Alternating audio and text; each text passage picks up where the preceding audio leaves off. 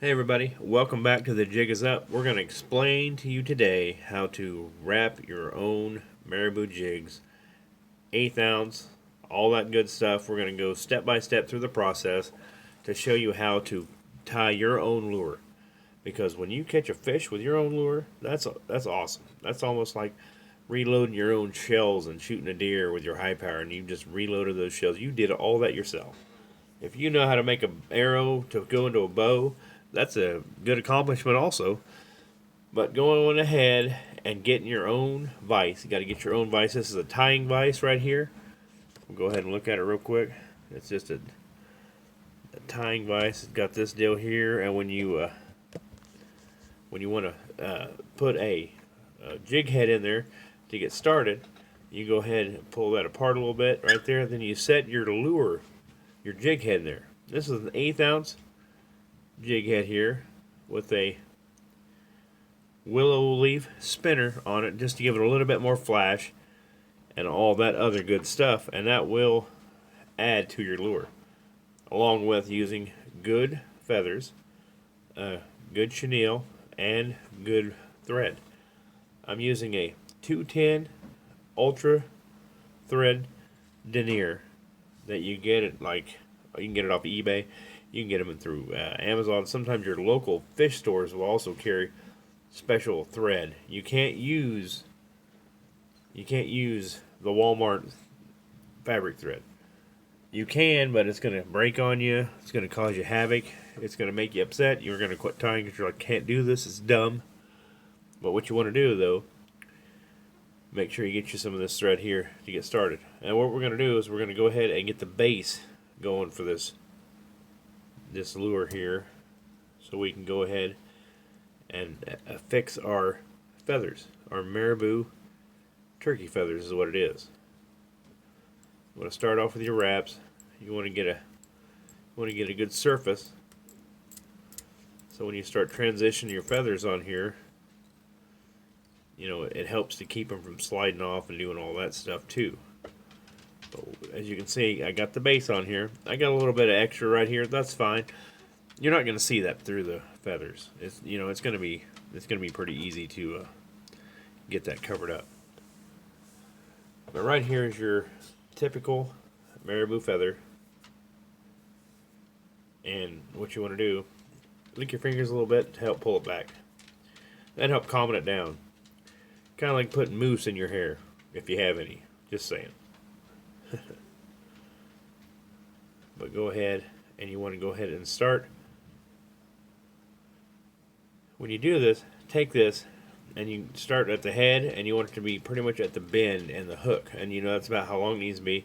Then you bring it back just a little bit so it overhangs off the back of the hook, and it's not too short and it's not too long, but you want to go ahead and start the wrapping from that process there. You want to wrap it, and you want to pull a little bit, wrap, pull, wrap, and pull. See, now if you was to do that with regular fabric thread, I almost guarantee you would have probably broke the thread. Twist that up like I just did there. Take your micro cutters or whatever you might be using. I got these micro cutters here. I got some fish scars that are pretty sharp, pretty good. Then I got my micro scissors right here that I like to use also, especially when you get into the finery of cutting stuff and getting it cleaned up. Go ahead and get to wrapping back to get all the other feathers to calm down a little bit. Kind of want to watch that willow leaf spinner there. Don't want to get it all wrapped up and cut down on your ability to use it very good. I'm going to go ahead and use a red chenille for my body. And I think a lot of times we overlook the what red can do for you, because it kind of attracts the fish. I don't know if they think it's blood or just the whole red is such a different spectrum in the water for those fish. But I've had good luck with the red bodies. But what we're going to do is right where you started to tie those feathers on, you want to seat this in. I'm going to go ahead and do just like that. You want to do about 4 or 5 wraps. And then once you got that done, you're good there. You want to take your bobbin and go ahead and start to go forward with your thread.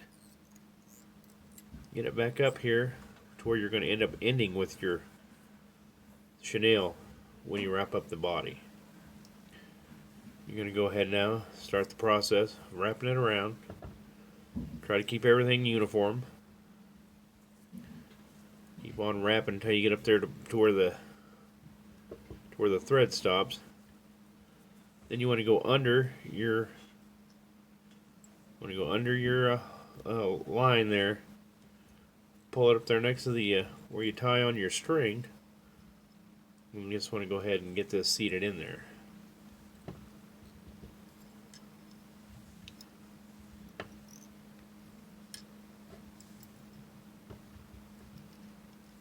Alright. Pull that down to kind of get it out of your way so you can, when you can get in there and you can use your hands to kind of push it back. Hold that thread out of your way, you're going to snip it off, and then that makes you real happy. There we go. And what we're going to do now is we're going to go ahead and whip finish this. So we're not going to use the actual whip finish tool. A lot of guys like to use this. You know, it ain't bad. It works on some of the stuff that I do. But for here, doing these crappie jigs and these white bass jigs, wiper jigs, striper, all that stuff that I've been tying here for a long time, to get this knotted up to where it doesn't unravel on you and cause you a big ugly mess in the water when you're fishing, take your fingers just like this, go down like that, twist it, 1, 2, 3, 4, 5, and you go over the head, go under your leaf, willow leaf spinner, hold on to it, and let it cinch down. Do it twice, 1, 2, 3, 4, 5. Go ahead, cinch it down, reel up your excess on your bobbin. You don't want to have a lot of string hanging out, so we're just going to go ahead and clip off the excess. We're going to roll this. We're going to roll this good-looking girl over. Then we're going to glue that knot. A couple drops of good old super glue. All it takes. And there you have it, fellas.